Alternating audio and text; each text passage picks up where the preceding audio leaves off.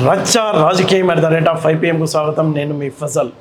ఈరోజు బులెటిన్లో వైద్యం నుంచి ఉపాధి వరకు ట్రాన్స్జెండర్లకు అండగా రేవంత్ సర్కార్.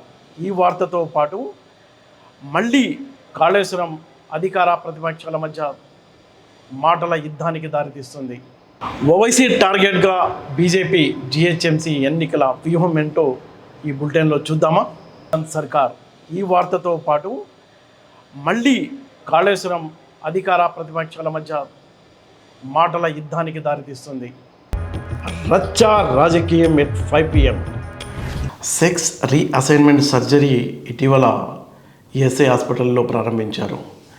తెలంగాణలో మనం చూసుకున్నట్లయితే 2021లో నారాయణగూడలో మిత్ర అనే ఒక క్లినిక్ సెక్స్ రీప్లేస్మెంట్ కోసం ప్రారంభించారు. దాన్ని ఆ కమ్యూనిటీకి సంబంధించిన ట్రాన్స్జెండర్లే సంబ్రాంగ్ పేరుతో నిర్వహించుకుంటున్నారు. అక్కడ సాధారణ వైద్య సేవలతో పాటు వాళ్ళకు కావాల్సిన హార్మోన్ థెరపీ, హార్మోన్ రీప్లేస్మెంటు, అలాగే కౌన్సిలింగ్, HIV పరీక్షలు అన్నీ అందిస్తున్నారు. దాంతోపాటు ఇప్పుడు నారాయణగూడ నుంచి ఉస్మానియా జనరల్ హాస్పిటల్లో, అలాగే వరంగల్ MGMలో, ఇక్కడ సనత్ నగర్లో ఉన్న ఈఎస్ఐలో కూడా ఈ ట్రాన్స్జెండర్లకు సంబంధించిన ప్రత్యేక క్లినిక్లు, అక్కడ ఉచిత సర్జరీలు, వాళ్ళకు కావలసిన ఆరోగ్య సేవల్ని ప్రత్యేకంగా అందిస్తున్నారు. బయట కనుక ఇలాంటి సర్జరీ కనుక చేయించుకున్నట్లయితే 2 లక్షల నుంచి 10 లక్షల వరకు వస్తుంది. అలాంటి సర్జరీలే ఇక్కడ ఉచితంగా అందిస్తున్నారు. తెలంగాణ ప్రభుత్వం ఏం చేస్తుందంటే ట్రాన్స్జెండర్ల కోసం వాళ్లకు అండగా నిలబడుతుంది. వాళ్ళకు కావలసిన వైద్య సేవలతో పాటు ఉద్యోగ ఉపాధి సేవలు, అలాగే వాళ్ళ జీవితానికి ఒక భరోసా, భద్రత, ప్రత్యేక శిక్షణ, ఇలాంటి కార్యక్రమాలన్నీ గతంలో ఏ ప్రభుత్వం చేయని విధంగా రేవంత్ సర్కార్ చేస్తుంది. అయితే వీళ్ళ ఆరోగ్యానికి సంబంధించిన సేవల్ని గతంలో ఉస్మానియా, వరంగల్ MGMకి పరిమితమై ఉండేది. ఇప్పుడు కొత్తగా ఈఎస్ఐలో ఈ సెక్స్ రీప్లేస్మెంట్ సర్జరీని ప్రారంభించడం, ఆ అంశాలని మొత్తం అంటే దేశంలోనే మరెక్కడా లేని విధంగా ప్రత్యేక క్లినిక్ అంటున్నారు అక్కడ ఉన్న వైద్యులు. వీళ్ళకి ఎవరైతే ట్రాన్స్జెండర్లు ఉన్నారో హైదరాబాదులో ఒక ఇలాంటి సర్జరీ చేసుకున్న వాళ్ళు 1500 మంది వరకు ఉంటారట. తెలంగాణ మొత్తంగా చూసుకున్నట్లయితే 3000 మంది వరకు ఉంటారు. టోటల్గా ఇప్పుడు ఒక 90,000 మంది వరకు ఈ ట్రాన్స్జెండర్లు తెలంగాణ ప్రాంతంలో ఉన్నట్టు అధికారిక లెక్కలు గతంలో నిర్వహించిన సర్వేల ద్వారా మనకు తెలుస్తుంది.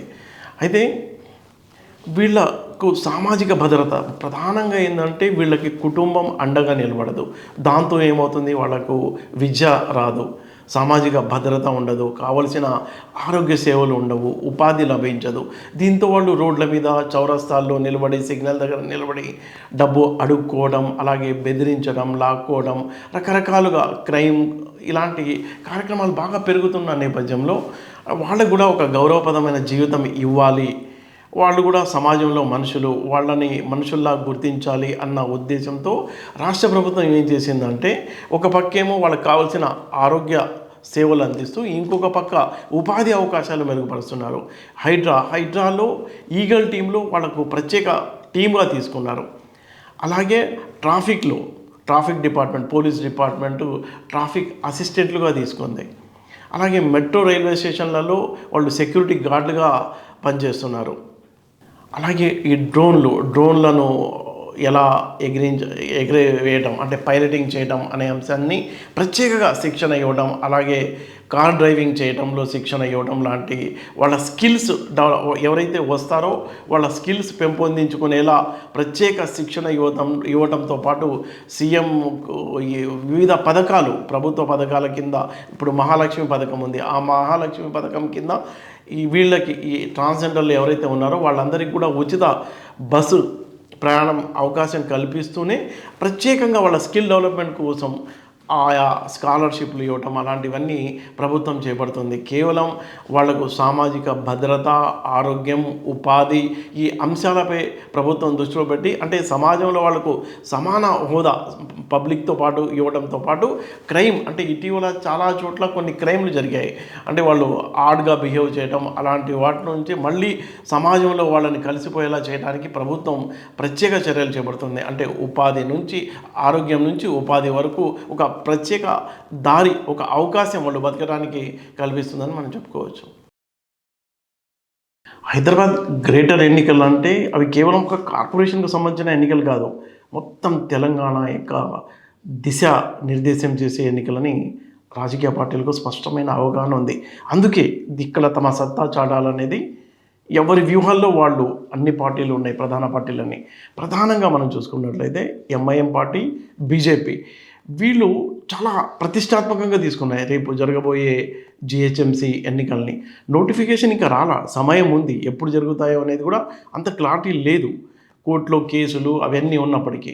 అయితే అంత ఆలస్యంగా ఉన్నప్పటికీ రెండు పార్టీలు కూడా చాలా వ్యూహాత్మకంగా ప్రతిష్టాత్మకంగా తీసుకొని తమదైన వ్యూహాలతో రాజకీయ వాతావరణాన్ని వేడెక్కిస్తున్నాయని చెప్పవచ్చు. బీజేపీ ఏంటంటే ప్రధానంగా తన ప్రత్యర్థి ఎంఐఎం అని చెప్తూ హిందూ ఓట్ల పోలరైజేషన్, హిందూ ఓట్ల సమీకరణ కోసం గతంలో తనకున్న ఆ లైన్లే ఇంప్లిమెంట్ చేస్తూ పోతుంది. ఎలాగైనా ఆ హిందూ ఓట్ బ్యాంక్తో మళ్ళీ తన సత్తా చాటాలి అనేది భారతీయ జనతా పార్టీ యొక్క లక్ష్యం. మనం చూసుకున్నట్లయితే 7 అసెంబ్లీ నియోజకవర్గాల్లో ఎంఐఎం పార్టీ చాలా బలంగా ఉంది, అక్కడ వాళ్ళకు తిరుగులేదు. అయితే ఆసక్తికరమైన విషయం ఏంటంటే గోషామహల్, అమ్మర్పేట్ ఈ రెండు చోట్ల కనుక ఎంఐఎం పోటీ చేయకపోతే వేరే పార్టీలు గెలవడానికి అవకాశం ఉంటుంది. వేరే పార్టీలు అంటే కాంగ్రెస్ కానీ బీఆర్ఎస్ కానీ, అలా చాలాసార్లు చరిత్రలో రుజువైంది. అయితే అక్కడ కనుక ఎంఐఎం పోటీ చేస్తే పక్కాగా 100% బీజేపీ గెలవడం అనేది చాలా సులువుగా ఉంటుంది, ఓట్ పోలరైజేషన్ కానీ రకరకాల కారణాలతో. అయితే ఇప్పుడు రేపు జరగబోయే అసెంబ్లీ కానీ తర్వాత ఈ కార్పొరేషన్ ఎన్నికల నేపథ్యంలో ఈ గోషామహల్, అంబర్పేట్తో పాటు ఖైరతాబాద్, జూబ్లీహిల్స్లో కూడా బీజేపీ ఎంఐఎం పార్టీ రావాలి, అక్కడ పోటీ చేయాలని కోరుకుంటుంది. ఎందుకంటే ఆ పార్టీ కనుక పోటీ చేస్తే వాళ్ళ గెలుపు అవకాశాలు, సీట్లు బాగా పెరుగుతాయి. అలాంటి వేరే పార్టీల విమర్శలు కూడా ఉన్నాయి, అలాంటి అండర్స్టాండింగ్ ఉంది అని. ఇంకొక పక్క కాంగ్రెస్ పార్టీతో చాలా దగ్గరగా ఎంఐఎం పార్టీ వ్యవహరిస్తుంది. ఇటీవల మనం చూసాం ఇందిరమ్మ ఇళ్ల విషయంలో కూడా కాంగ్రెస్కు సంబంధించిన మంత్రులు, ఎంఐఎంకు సంబంధించిన ఎమ్మెల్యేలు వాళ్ళంతా కలిసి అంటే ప్రత్యక్షంగా వాళ్ళ మధ్య ఒక అవగాహన, ఒక ఒప్పందం లేకపోతే పొత్తు లాంటిది లేకపోయినప్పటికీ పరోక్షంగా మద్దతు ఉంది అనేది.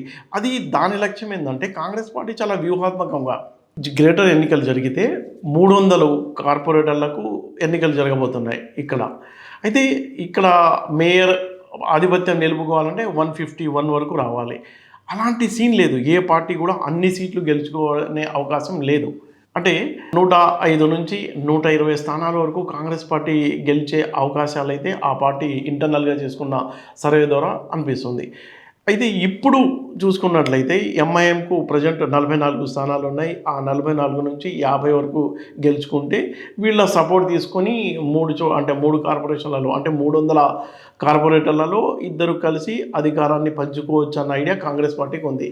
ఇక BRS party, BJP party second position కోసం పోరాడుతున్నాయి. ఈ రెండు పార్టీల్లో ఎవరికి ఎన్ని సీట్లు వస్తాయి, 70 నుంచి 90, 100 వరకు ఎవరు గెలుచుకోగలుగుతారు మొదటి స్థానంలో? అంటే ఆ రేసులో బీఆర్ఎస్ లేకపోతే బీజేపీ వీళ్ళిద్దరి మధ్య ఉన్న రేసులో ఎవరు ముందుకెళ్తే వాళ్ళు కాంగ్రెస్ పార్టీకి పోటీగా తేలిపోతారు. వాళ్ళు ఇది అసెంబ్లీ ఎన్నికలు వచ్చేసరికి ఈ జిహెచ్ఎంసీ ఎన్నికల్లో ఈ ఎవరి ఆధిపత్యం అంటే బీఆర్ఎస్ పార్టీ, బీజేపీ పార్టీ ఇద్దరిలో ఎవరికి ఎక్కువ కార్పొరేటర్లు గెలుచుకుంటే వాళ్ళు ఇందులో గెలవడానికి అంటే అసెంబ్లీ ఎన్నికల్లో కాంగ్రెస్ అధికార పార్టీకి పోటీగా ఉండే అవకాశం అనేది స్పష్టంగా కనిపిస్తుంది. కాళేశ్వరం ప్రాజెక్ట్ మళ్ళీ రాజకీయ వివాదాలకు కేంద్ర బిందువుగా మారింది. అటు ప్రతిపక్ష బీఆర్ఎస్, ఇటు అధికార కాంగ్రెస్ మధ్య మాటల తూటాలు పేలుతున్నాయి. కాంగ్రెస్ పార్టీ ఘాటుగా విమర్శలు చేస్తుంది, బీఆర్ఎస్ పార్టీ ఎలాంటి అవినీతికి పాల్పడింది. ఆ అవినీతికి సంబంధించి కేసీఆర్ బయటకు వచ్చి ఆయనే ప్రజలకు నేరుగా సమాధానం ఇవ్వాలి అని కాంగ్రెస్ పార్టీ డిమాండ్ చేస్తుంది. మరోవైపు బీజేపీ బీఆర్ఎస్ పార్టీని కాపాడుతుంది అంటూ కూడా కాంగ్రెస్ అంటే సీఎం డైరెక్ట్గా చాలా ఘాటైన విమర్శలు చేస్తున్నారు. భారీ ఎత్తున అసలు చాలా పెద్ద ఆర్థిక కుంభకోణం జరిగింది. ప్రజలకు సంబంధించిన ఆస్తులన్నీ వేరే ప్రైవేట్ వాళ్ళ ధారాదత్తమయ్యాయి. దీనికి సంబంధించి న్యాయ విచారణ జరగాలి. రాష్ట్ర ప్రభుత్వం సిబిఐ విచారణ చేపించమని కేంద్ర ప్రభుత్వానికి ఎన్నిసార్లు లేఖలు రాసి రిక్వెస్టులు చేస్తున్నప్పటికీ అసలు పట్టించుకోవడం లేదు అంటూ బీఆర్ఎస్ పార్టీపై అలాగే బీజేపీపై చాలా ఘాటుగా విమర్శలు కాంగ్రెస్ పార్టీ చేస్తుంది. ఈ నేపథ్యంలో బీఆర్ఎస్ పార్టీ ఎదురుదాడికి తిరిగింది. బీఆర్ఎస్ పార్టీకి సంబంధించిన నేతలు అలాగే మాజీ మంత్రులు అందరూ కూడా కాళేశ్వరం విజిట్ చేయడానికి వెళ్తుంటే అడ్డుకొని అరెస్టులు చేయటం, దాన్ని వాళ్ళు చాలా వివాదాస్పద అంశంగా మార్చేసింది ప్రతిపక్ష పార్టీకి సంబంధించిన సభ్యులు. మాజీ మంత్రి జగదీశ్వర్ రెడ్డి మాట్లాడుతూ ఈ కన్నెపల్లి పంప్ హౌస్కు సంబంధించి నొక్కండి, అక్కడ బటన్లు నొక్కితే మొత్తం వాటర్ వస్తుంది, ఎందుకు మీరు దాన్ని ఆపుతున్నారు అంటూ డైరెక్ట్గా ప్రభుత్వాన్ని టార్గెట్ చేస్తూ వాళ్ళు విమర్శలు చేస్తున్నారు.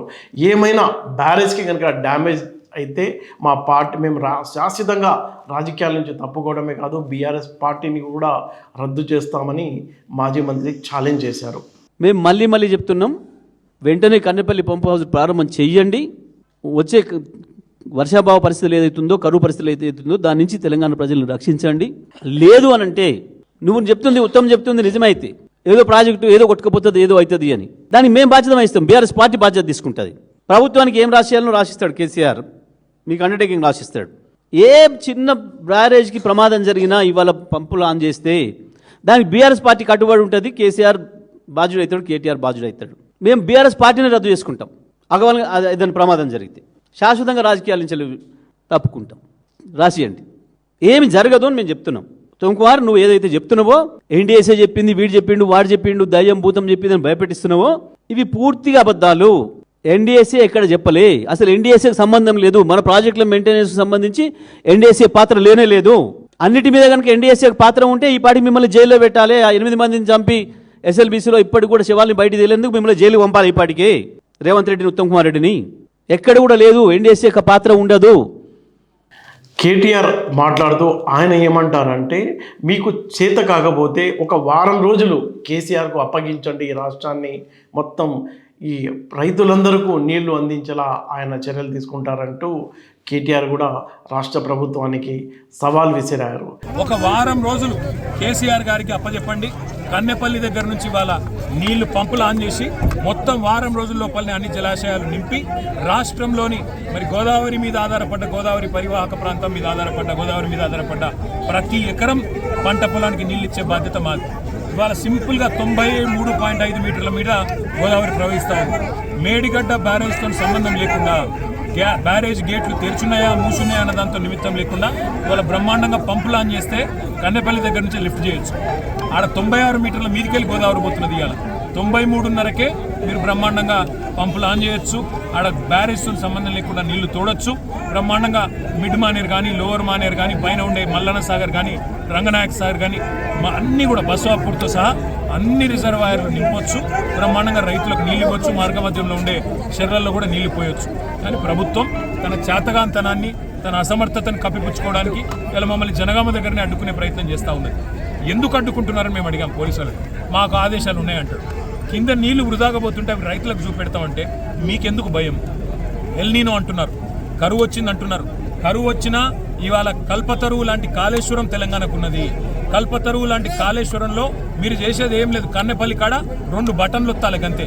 ఆ 2 బటన్లు ఒత్తితే మా కరీంనగర్ నియోజకవర్గంలోని మొట్టమొదటి బెనిఫిషరీ కరీంనగర్ నియోజకవర్గంలోని ప్రాంతం.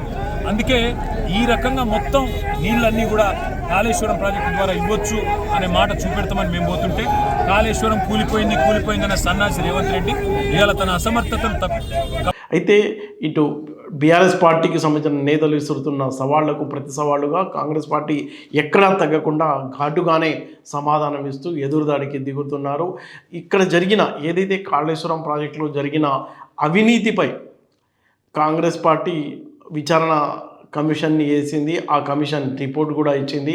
దానికి సంబంధించి ఎట్టి పరిస్థితుల్లో మేము వెనక్కి తగ్గము, దీనిపై అమీతుమీ తేల్చుకోవడానికి సిద్ధమంటుంది రాష్ట్ర ప్రభుత్వం. అయితే ఈ వ్యవహారాన్ని కేంద్ర ప్రభుత్వానికి అప్పగించినప్పటికీ ఎందుకు మౌనంగా ఉంది అని గతంలో కిషన్ రెడ్డి, కేంద్ర మంత్రి కిషన్ రెడ్డి 2024లో రాష్ట్ర ప్రభుత్వాన్ని విమర్శలు చేశారు. అంతకుముందు మోడీ, అమిత్ షా కూడా కాళేశ్వరం అనేది కేసీఆర్ ప్రభుత్వానికి ఏటీఎంలా మారిందని ఆరోపణలు చేసిన అంశాన్ని కూడా ఇప్పుడు సీఎం రేవంత్ రెడ్డి గుర్తు చేస్తున్నారు. 2024లో ఎందుకు మీరు సిబిఐ విచారణ అడగరు, మేము విచారణ చేసి మొత్తం అమీతుమీ తేలుస్తామని చెప్పిన కిషన్ రెడ్డి ఇప్పుడు ఎందుకు మౌనంగా ఉన్నారు అని కూడా కాంగ్రెస్ పార్టీకి సంబంధించిన నేతలు ప్రశ్నిస్తున్నారు. అలాగే ఈ శాసనసభ పక్ష నేత మహేశ్వర్ రెడ్డి కూడా సరైన విచారణ జరగలేదు, విచారణ జరిపించాలని డిమాండ్ చేస్తున్నారు. కానీ దీనిపై సిబిఐ విచారణకు సంబంధించి ఎందుకు ముందుకెళ్ళడం లేదు, బీఆర్ఎస్ పార్టీ బీజేపీకి బీ టీం అంటూ కాంగ్రెస్ పార్టీ ఎదురుదాడి చేస్తుంది. అయితే టోటల్గా మనం చూసుకున్నట్లయితే కాళేశ్వరం మళ్ళీ కేంద్ర బిందువుగా రాజకీయ వివాదాలకు, అధికార ప్రతిపక్షాలకు మారిందని చెప్పవచ్చు. చూస్తూనే ఉండండి రచ్చ రాజకీయం at the rate of 5 PM. మళ్ళీ రేపటి బులెటిన్లో కలుద్దాం. రచ్చ రాజకీయం ఎట్ 5 PM. ఇది ప్రతిరోజు పంచాయతీ. ఇక్కడ మాటలు కాదు, నిజాలు మాట్లాడతాయి. తెలంగాణ రాజకీయాల వెనుక ఉన్న అసలైన కథల్ని రచ్చ రాజకీయంలో మస్తుగా మాట్లాడుకుందాం.